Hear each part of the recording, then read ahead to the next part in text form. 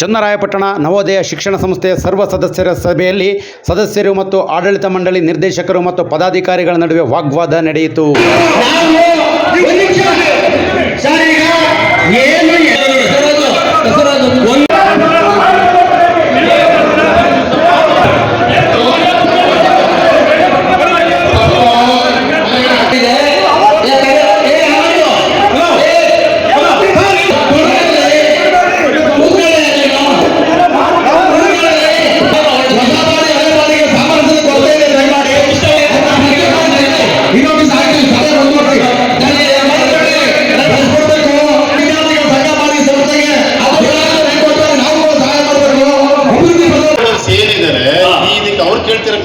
ಸಮರ್ಪಕ ಉತ್ತರ ಇಲ್ಲ.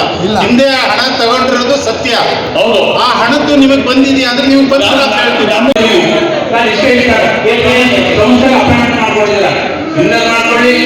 ನೀವು ಉತ್ತರ ಕೊಡಬೇಕು. ಅವರಿಂದ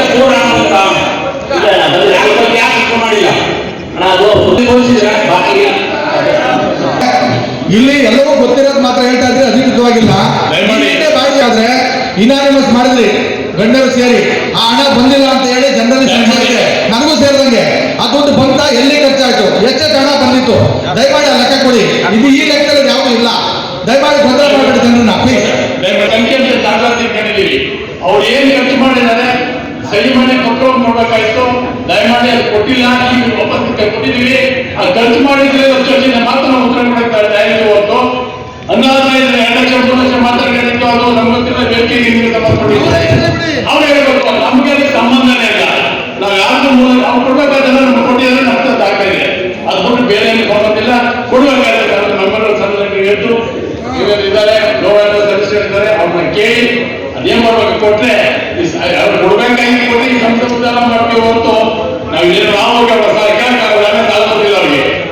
ನೀವು ಕೇಳ್ತಾ ಹೋಗಿ ಅವ್ರೇ ಉತ್ತರ ಕೊಡ್ಬೇಕು, ನಾವು ಉತ್ತರ ಕೊಡಕ್ಕಾಗಲ್ಲ. ನಾವೇನೋ